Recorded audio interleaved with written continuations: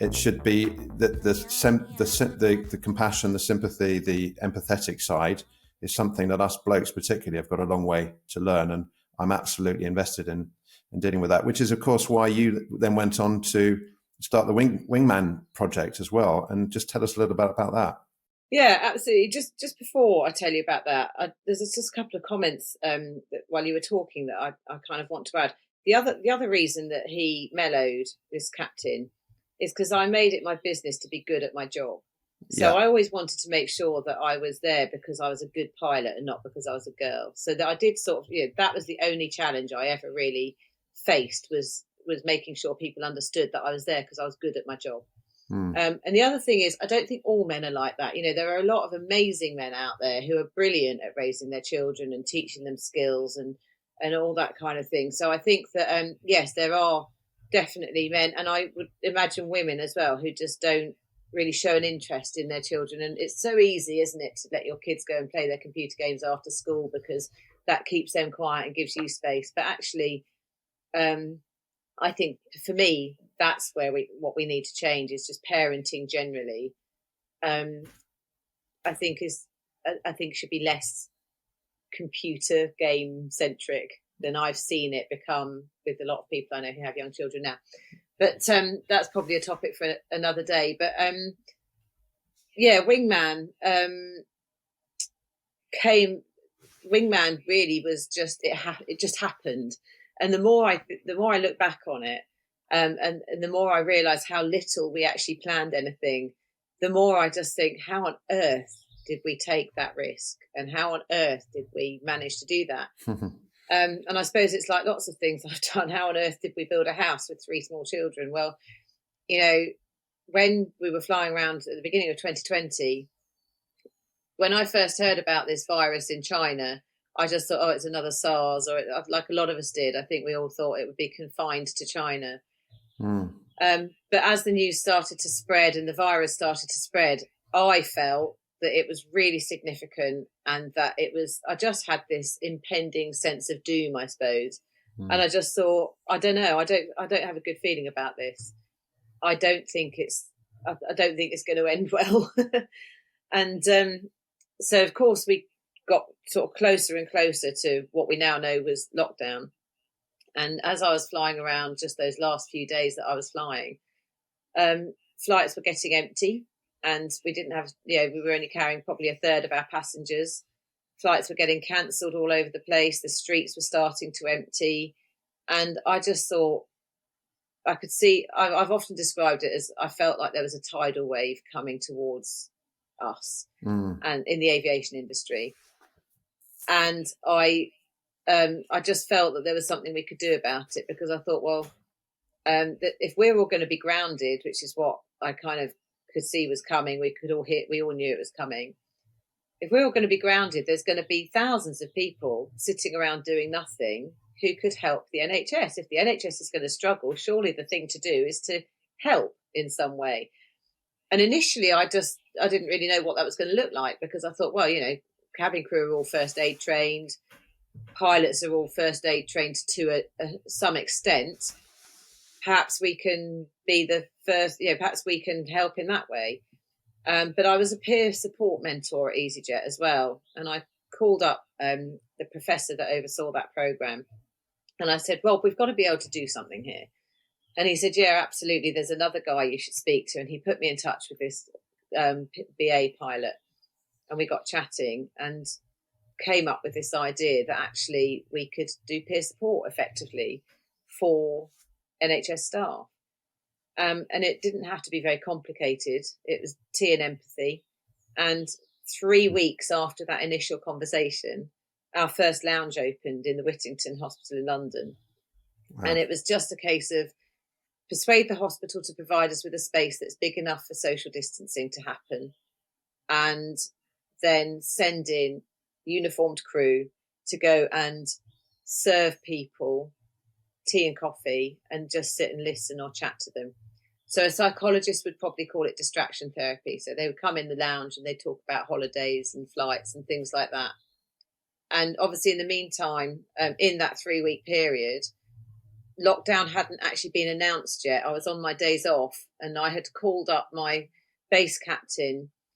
I'd been rostered for a flight to Italy, and I said, I'm not going to operate that flight because I'd seen the news in Italy, and my husband has diabetes, and he wasn't shielding yet because that wasn't a thing, but we were aware that he was vulnerable. And I called her up and said, I'm not going to come down to London and operate that flight. Is that cool with you? And she said, absolutely, 100%. So many flights are being cancelled.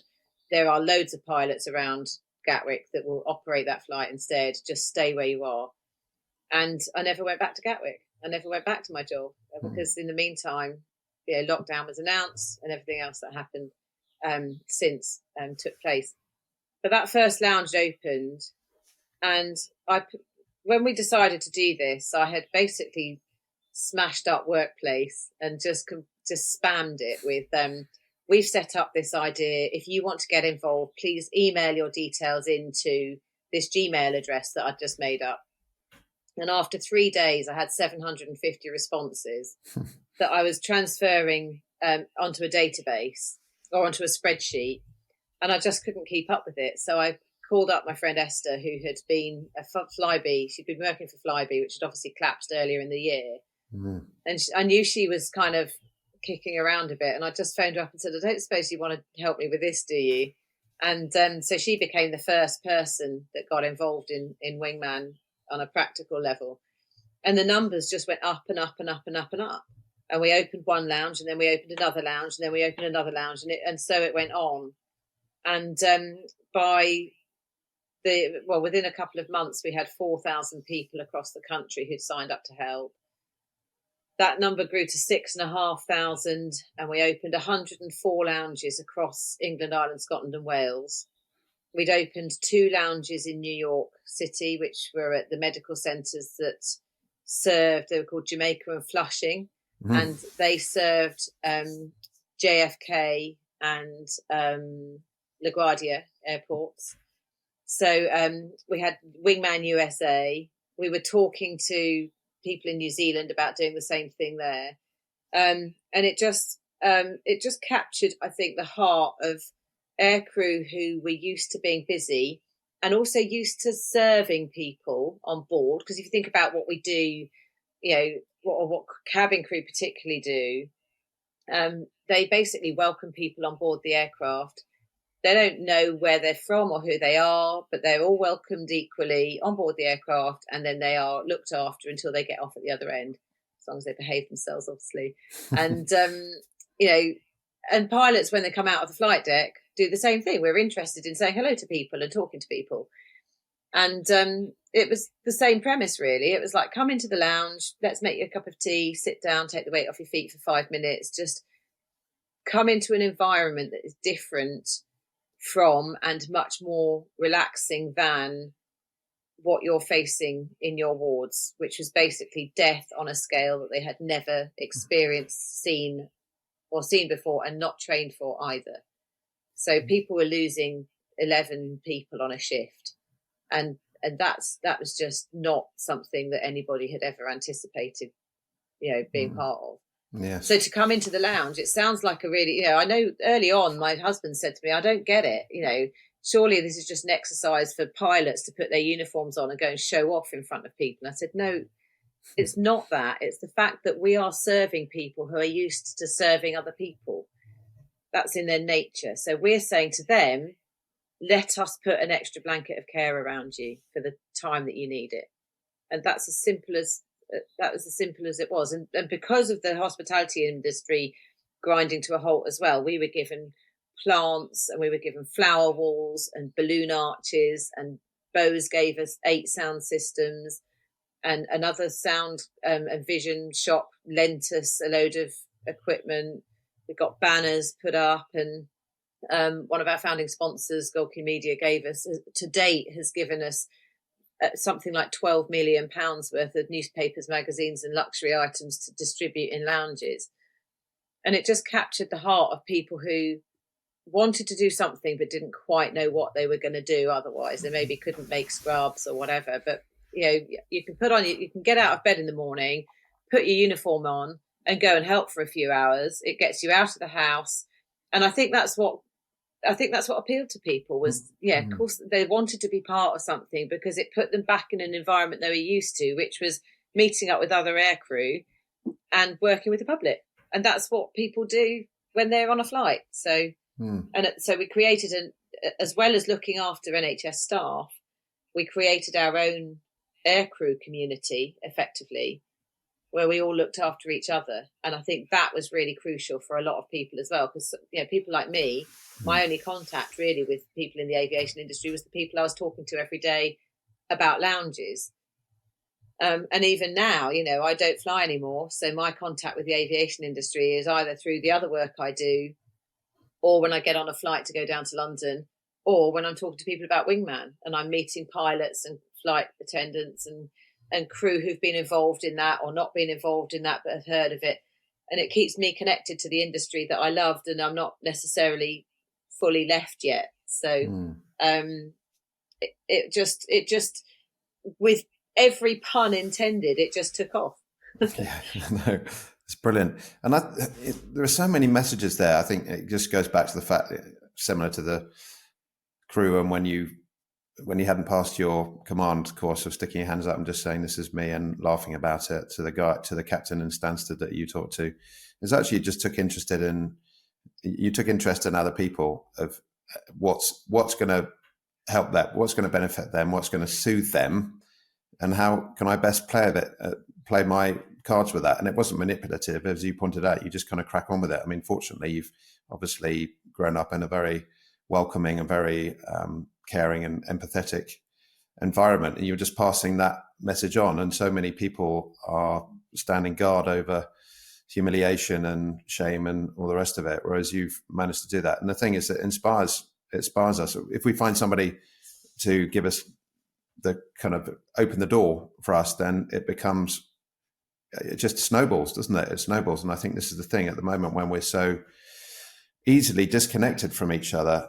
Well, I would say we're very easily connected through social media, but very, very easily disconnected. I mean, a classic thing, my kids are upstairs, younger than yours, but instead of being bored like we were when we were young, I'd go out on my bike and just roam the streets, and you'd end up, learning to socialize. You go to the park on the swings and you get to know more people, whereas the kids are never bored. They're on social media. So the inclination is not to go out. I mean, fortunately, my kids are quite sociable, but I see why there's no need to do that.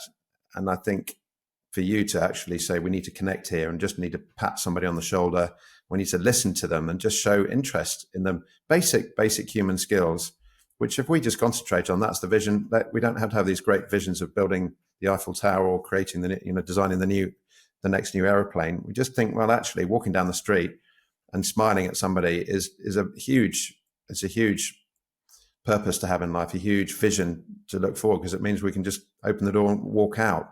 We can have this overwhelm. I'm sure I know that one of the big things for you to support the NH staff with was the overwhelm of it all. And we can be completely overwhelmed with too much choice and too many ideas, and just we can't make a decision now. But actually just walking out the street and showing some interest in other people is the basic survival technique of life for other people and for us, isn't it, really?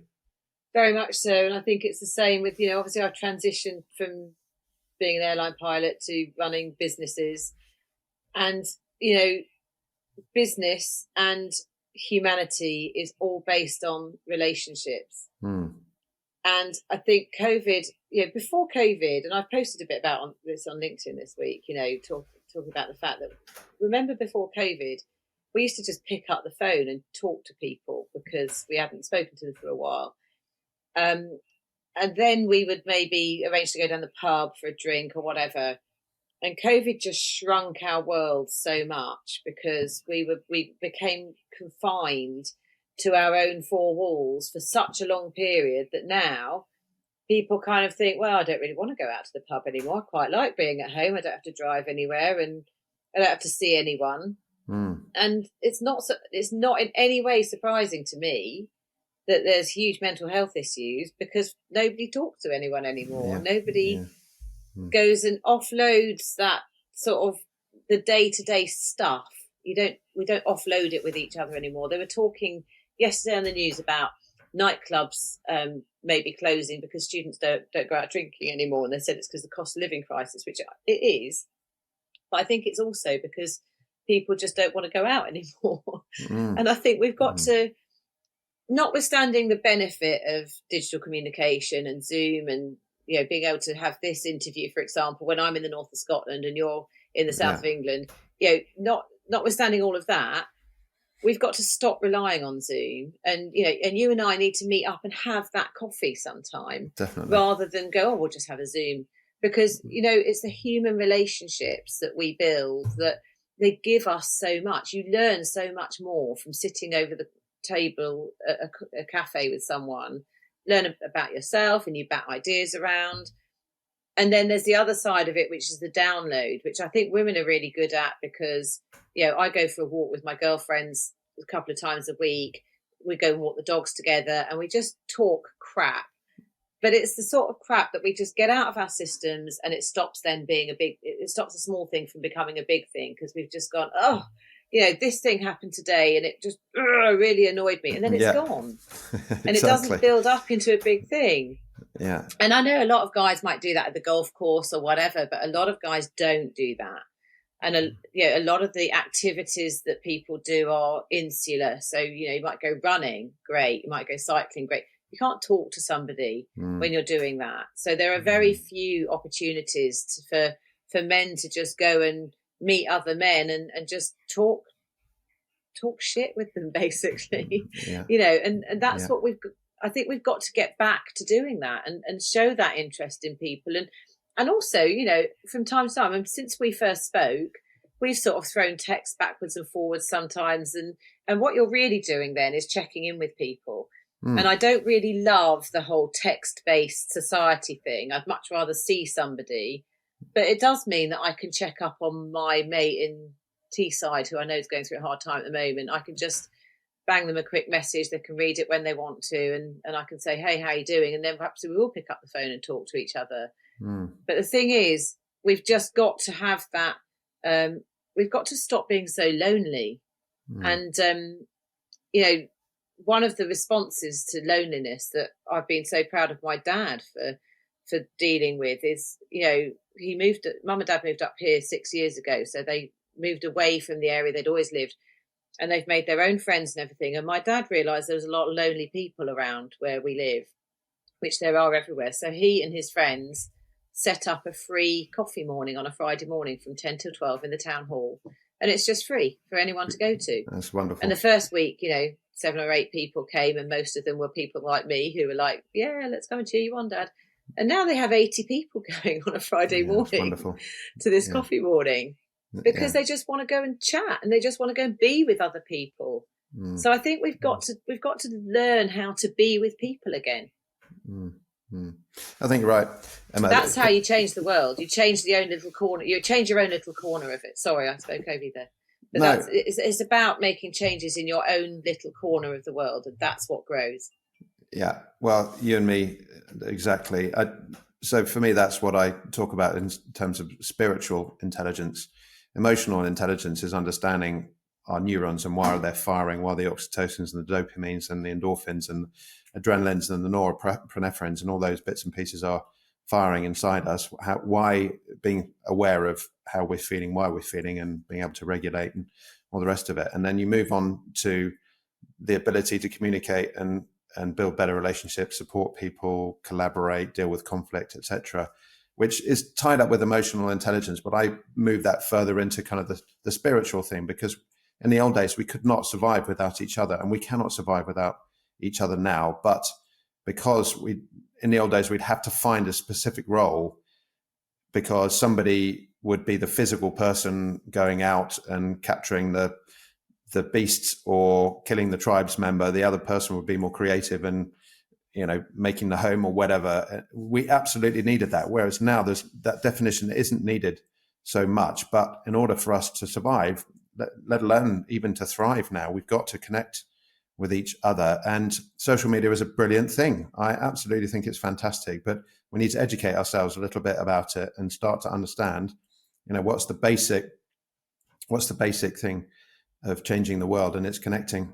Absolutely. And I think you understand that intrinsically. I do. I think because at the end of the day, if we can't enjoy our lives, we don't have the capacity. Like you talk about the bucket is not big. If we can't enjoy our lives, we're in emergency mode, fight and fly response, sympathetic nervous system. We don't have the parasympathetic nervous system kicking in, saying, well, let's rest and digest. Let's just have a bit of a lovely conversation with a friend walking. I'm trading. I stopped drinking in September, and it's a very interesting one because it's created a bit of an alarm with plenty of my friends. But I'm trading going out to the pub and drinking with the lads now to let's go for a walk. Let's go and have a cup of tea together. And yeah, slowly, that's having an impact. And we don't feel as though the only way we can communicate is slap each other on the back on the rugby field or the cricket field, or go and get pissed in a pub. So yeah, I mean, I'm finding it hard. It's really funny that, isn't it? Mm-hmm. I just find it really funny that if you gave up smoking, people would just go, yeah, I get that. But if you give up drinking, it's like, oh my God, something awful must have happened in your life to make you want to give up drinking. Exactly. You're like, bad luck. I just don't want to drink at the moment, thanks. Yeah. Oh, what a shame.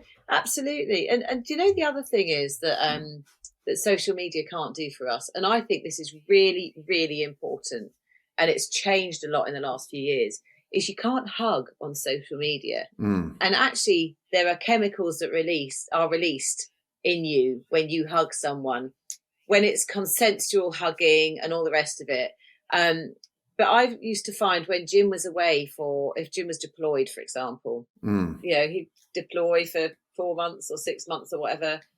And the kids would be up here at boarding school and I could go for days and days and days, especially actually if I was on standby and days off and not sort of seeing anyone in that time. I'd go out and walk the dog and I might bump into people in the woods, but no hugging.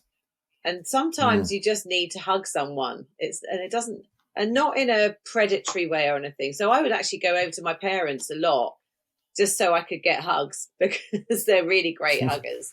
And I grew up in a huggy family. So, and I think actually the power of that touch is really important. And, when I was working, if I was working late or early or whatever, I would be up in the morning before Jim would wake up. And then I would be in bed much earlier than him in the evening. And you could go for some period of time, I would sleep in a separate room so I didn't disturb him. And we stopped doing that because just that closeness, sleeping in the same bed next to each other, it mattered. It actually really mattered. So I just think we need to carefully and consensually hug more. Yeah. I think absolutely. I do that with my children. I'm a very huggy person as well, and I'd be this is not showing off in any way, but I've been very sporty, and I've got a good physique, and I sort of represent what people might see as an alpha male, even though I don't see that particularly. But going into a sports team and being the one that opens up and offers the empathetic ear and the hugging, is people find that a bit uncomfortable. I think, it's not predatory. They find it a little bit uncomfortable. And I think, I'm trying to lead that way. I'm certainly trying to do that with my children. That's mindset though, isn't it? And when we lived in New Zealand, there's a big problem in New Zealand with mental health because apparently it's down to lack of selenium in the soil. But when we were living there, they did this massive campaign about bipolar disorder. And Dan Carter, who was an All Black, led the way with, he was on TV, absolute god in New Zealand because he's an All Black, and he's like, I've got bipolar disorder and I take this to manage it. And suddenly everybody went, oh, actually it's okay to talk about mental health. And that's where we've got to get to still. It's amazing that and I know that suicide is something that we've spoken about a lot, particularly in men. We've got to get to a place where men don't find it uncomfortable to talk about what's going on with them. We've got to create safe spaces where men can say how they're feeling without feeling judged and without being put down and this is why I don't talk about, yes, we need equity and inclusivity in workplaces, but it's not at the expense of disenfranchising all the amazing men that we work with. It's not about putting one gender down to give the other gender an equal place at the table. it's an equal place at the table. We all deserve to be there. Yeah, you're right. That's, again, it goes back to the fact that we're humans, humanity. It's not about what we look like or where we come from. It's all about humanity. We need that. And there are so many medical sciences studies to say that isolation is the biggest killer. Not only is it taking your life at the end, but it's the breakdown of the immune systems and the heart, cardiovascular, cancers and all that sort of stuff. It's so intrinsic. And I think, we've got to build those connections with each other. And the easiest thing, well, for most of us, blokes, is just to stick in the background and isolate.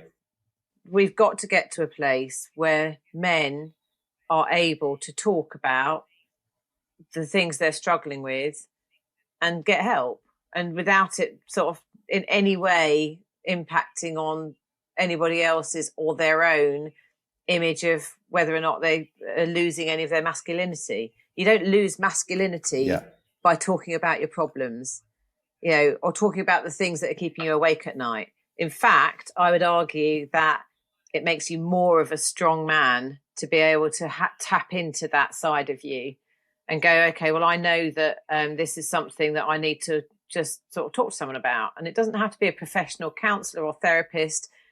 It can be your mates down the pub, but you do need to talk about it.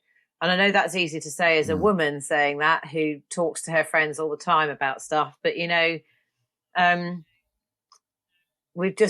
there shouldn't be a case where anybody is in a position where things are so bad they can't talk to somebody about what they're going through, and that's so bad that they feel they need to end their life. That's something we have to change. I think you're absolutely right. It's a responsibility of all of us. And responsibility, as I've learned through my spiritual readings, is about being able to respond to the situation or the circumstances we're in. Responsibility, responsibility. And this is where we need to start responding to our current circumstances.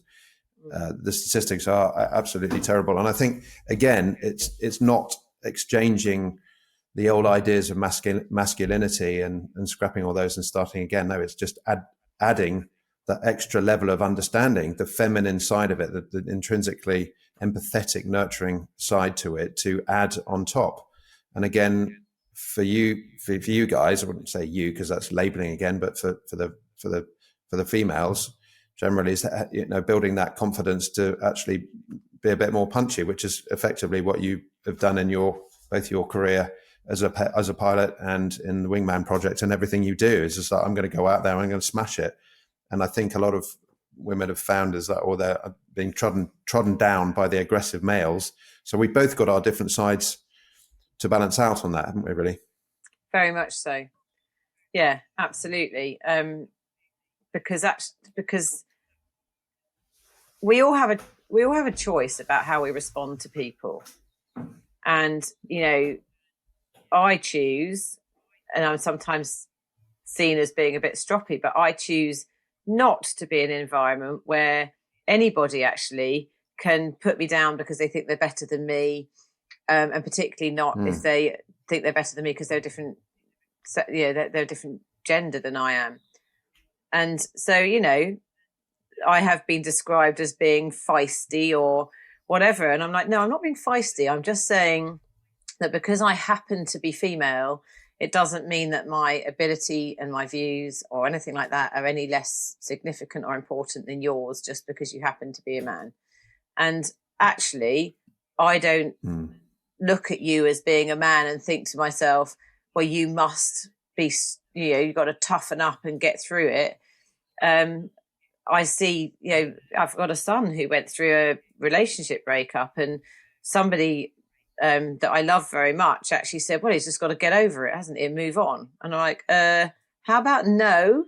How about he's got to be allowed to grieve for what he's lost in exactly the same way as a woman would, and that can take him as long as it needs to take him. And I was quite shocked that this person who, made that comment had even made it, especially given that they know me in the first place. I was like, no, we've got to not think like that. Just because he's a boy, he has not got to toughen up and get over it. He's got to have the time he needs to process the fact that this thing has gone from him. even if it's your choice to end a relationship, for example, it doesn't mean that there's no grief process to go through, and you're allowed to have that just like everybody else is. Yeah, I think absolutely. At the end of the day, it's the noose around the neck, isn't it? Again, just going back to the terrible subject of suicide, 3 people took their own lives in 18 months when I was 17, 17, one from the same family, very close to us. Just absolutely appalling. We see it everywhere, and that's because blokes are told to man up. I mean, my last operation, I remember sitting there when we were down route somewhere, and one of the guys saying, "I'll just man up and drink your beer." I just think that's what encourages 76% of people who have taken their own lives in this country to be men. We can't do that anymore. It's not good enough. It's not responsible. It is not a responsible way to live. It's not a responsible attitude. We've got to be able to talk to each other. It's not, absolutely. And it's a bit bizarre, really, because I don't know, I suppose it's a bit like telling someone to man up, telling a man to man up is a bit like saying to a woman, be more pathetic. It's like, isn't it? Yeah. It's a bit like saying, don't even try and change a tyre because you're a woman. So just be a bit more womanly about it, and then a man will come along and save you. It's just like, no, just shut up. Yeah. I know. Yeah. I know, it's ridiculous, but it's such an important dialogue. I mean, we come from 2 different perspectives, of course, but we are also linked with the fact that we are pilots, but we're linked in the fact that we're human beings. It's really important. So when are you going to get back in the cockpit? Well, when an airline bases itself in Inverness, I don't have to commute. Or if you get me a job in your private jet world, I'm actually... no problem. I might end up flying E7 for the Air Force, but that's a work in progress at the moment. Wow. Wow. And I did notice that Titan are recruiting at the moment, but the problem is at the moment I'm not current, so nobody's interested in people like me who've got no currency. So there's a lot of other people out there who are looking for jobs. So I don't know. We'll see. I'm not saying it'll never happen, but I don't want to go back to that commuting lifestyle again because it was rubbish. Frankly, it's too hard, and I'm not going to change where I live. So that's the compromise I've made is I'm going to live where I want to live, and I'm not going to fly at the moment. But if E7 ever actually comes into fruition. And potentially this route back into flying comes about, then who knows? Never say never. No, well, I love that. And at the end of the day, being an enthusiast, you've got so much on your plate. You're a sought after public speaker. You've got the Wingman Project, which I know might be evolving into particular other areas, and we need to get together on that as well. And we'll definitely talk about that a little bit more. And you've also written a book, for goodness sake. I mean, is there anything else? Have you got a title for it yet? Yes, we've hit on a title. I think it's going to be called Unfurling My Wings. So when I wrote it, it was called Folding My Wings because it came out of the blog post I wrote when I stepped away from EasyJet, which 140,000 people on LinkedIn read, and much to my surprise. And but Folding My Wings sounds a little bit like I'm dead. So we decided it wasn't the most inspiring title. But Unfurling My Wings, I felt it had to have wings in there somewhere. And I think we're going to go with Unfurling My Wings. And I'm meeting my publisher for a cup of tea in a couple of weeks' time. Face to face, one on, full hugging, cup of tea conversation. Brill. So, that, and then basically once the package of it all is done, then I think it'll be probably end of March, it'll come out. So watch this space. Well, that's going to be that's an amazing read. Unfurling the Wings, I think that's brilliant because that shows potential. That's all about human potential, isn't it? Knowing it's there. Let's really launch. Let's launch off the end of the runway of potential and head off to the destination of our dreams and fly high and fly far. I think that's a brilliant message. Well, this book is about how I got here. Sorry. Yeah. This book is about how I got here. I think there's another one coming about where we go to from here and why. Oh no, I need to catch up with you. I need to get my first one out. We're in healthy competition. It's not a competition, Ben. No, it's not. No, but it's healthy, isn't it? It's like playing in a good sports team together. We inspire each other and keep going. And you are definitely an inspiration to me. And there's plenty of people here I mean, everybody listening to this are going to be inspired by you, and they're going to want to get hold of you. So where do we get hold of you? You get hold of me either you can email me at emma@henderson.com, or you can give me a call. My number is splashed all over the internet if you look me up. You can just give me a call or a text. I'm happy to give the number out, or my website is www.emma-henderson.com.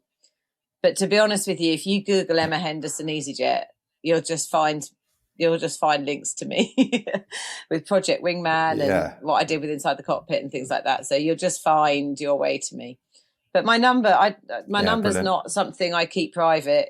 I don't always answer the phone, but if you want my number, contact Ben and he will give it to you. Yeah, perfect. Now, I'm the same. At the end of the day, it's about inclusivity, isn't it? There's nothing worse than seeing all these messages splashed across everywhere saying exclusive this and exclusive that. I mean, it's so that brings into our message of isolation and things like that. Anyway, Emma, you got to go off for lunch with your mummy and daddy. I'm going to go off for a walk with my old school buddy and chew the fat with him, and it's wonderful. Brilliant. But anyway, thank you so much for coming on. Thanks for having me. Enjoy the rest of your day, and I know that I'll speak to you very soon. Yeah, definitely. All right, Em, take care. Cheers, Ben. Take care. Bye. Wow, what an amazing conversation with the wonderful, wonderful Emma Henderson, MBE. She really is one of those special people that is doing everything she can to find the very best in herself, and then naturally just going on to support other people to find the very best in themselves.